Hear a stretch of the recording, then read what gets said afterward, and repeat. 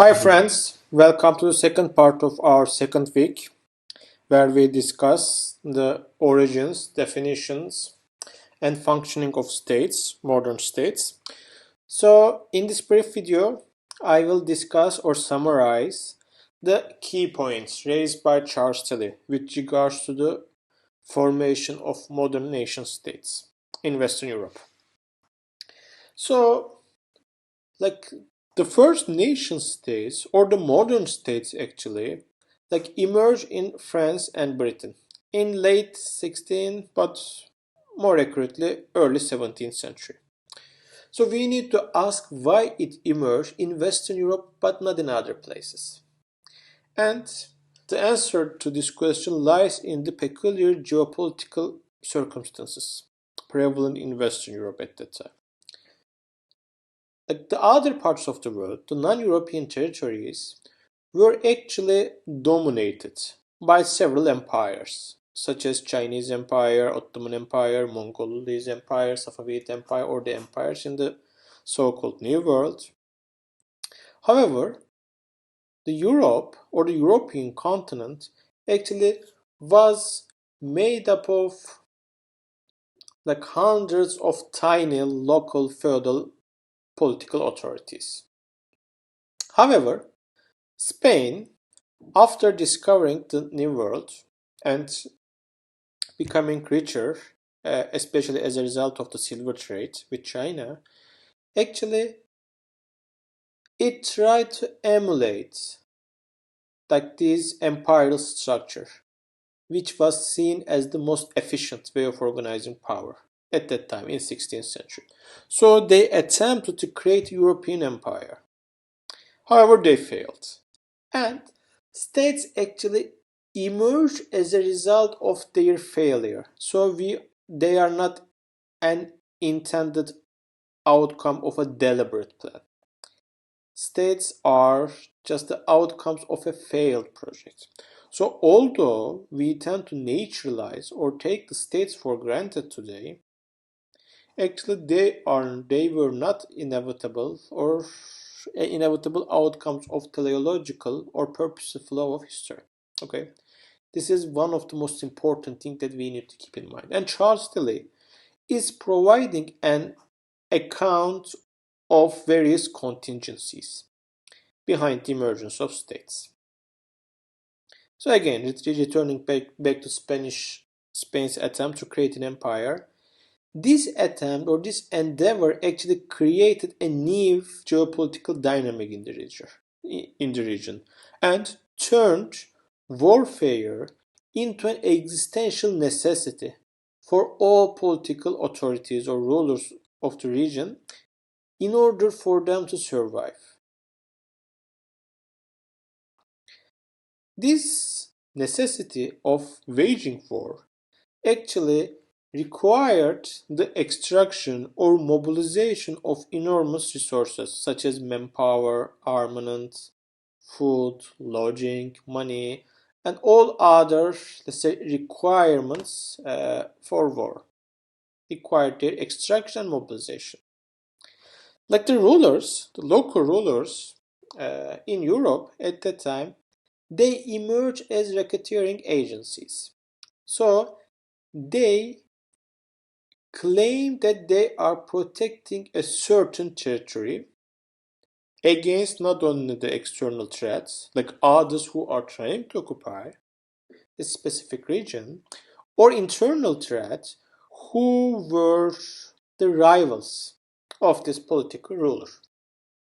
So they were trying to, or they were claiming to eliminate both the external and internal threat here. And they were racketeering for it. Since the war is a constant necessity, you need to mobilize these financial resources to finance your war.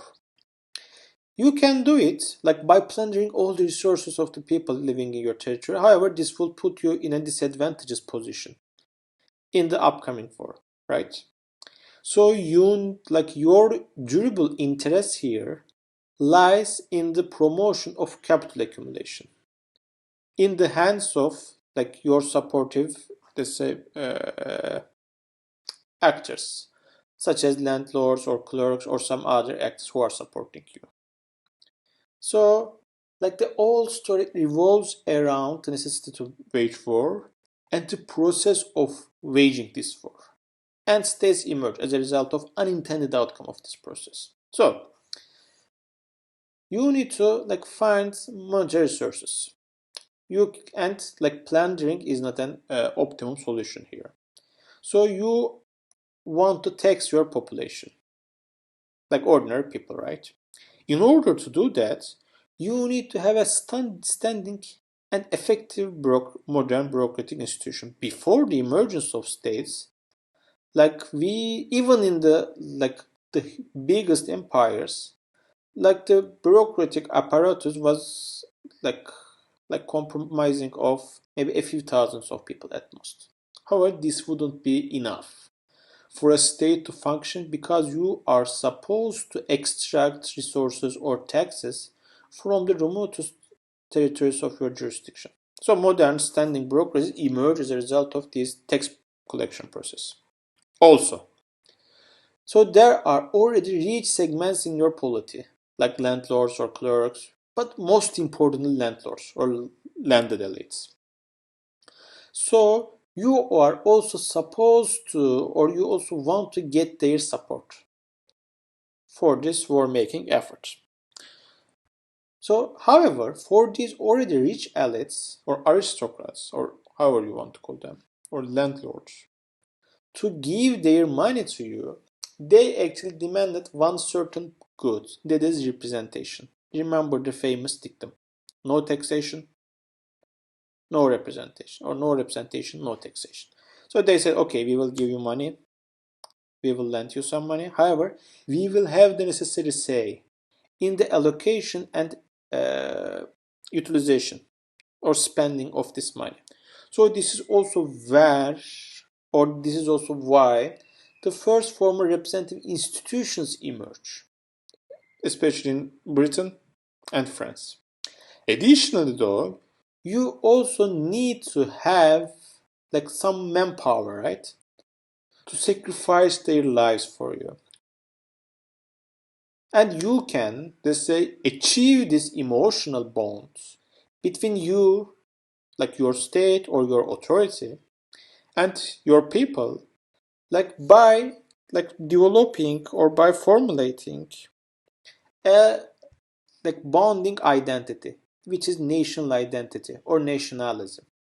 Also, nationalism does emerge as a result of state formation process.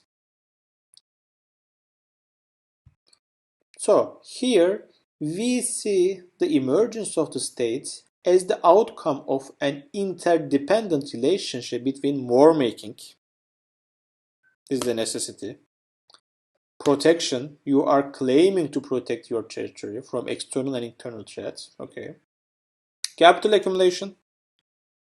In order to achieve this war, you need to, in the long run, you need to have or you need to allow this capital to accumulate in like sympathetic groups.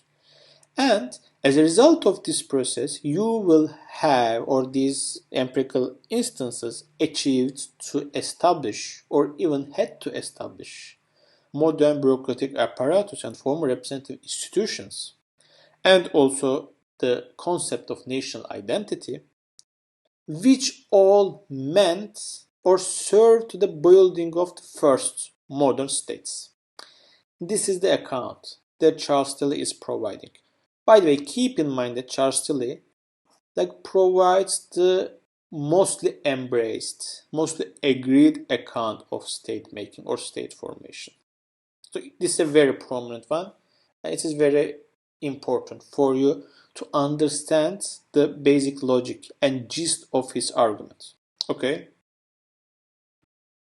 Here, actually, like I put a link to an interview conducted with Charles Tilly in order for you to both see who these people, who this person is. And also he is using exactly the same terms that we have discussed last week, like contingency, teleology. So you will understand like how the conceptual blocks that we provided last week is implemented or like used in historical examination, and you will also have a first-hand exposure to the basic reasoning of his argument through his own vocabulary. Okay, so today, like with that said, I am finishing the this discussion on state. I have put another video on the syllabus. Please take a look at it. It's like conference given by James Scott. Again, a very important, very leading like mounting figure in political science. He's a Yale scholar, and he actually provides a non-state centric accounts. So it's a very fascinating talk, and it will be very important for us. But just to briefly tell what you will see in this conference that you will watch, please make sure that you have. Like today we are unable to or having difficulty to imagine a world outside of statehood. And like we tend to naturalize states. And we also tend to associate like civilization, stability, or humane life with an established authority of statehood. So like we were afraid of, let's say, being stateless or remaining stateless in the realm of a fully anarchical world order or world disorder. However, actually James Scott is talking about an other aspect of this narrative. He is actually challenging this narrative through the empirical experience of what he calls Zomya people. Just we are talking about hundreds of millions of people who have lived in highlands of Southeast Asia for centuries and who deliberately run away from state authority. Okay? And these people actually achieved to organize the social life in a much more peaceful, egalitarian, and it's a much more prosperous way. So, which let's say undermines any claims of association between statehood and stability or civilization or however you want to call it. Okay, yeah, I won't give much more spoiler here, but please take a look at it.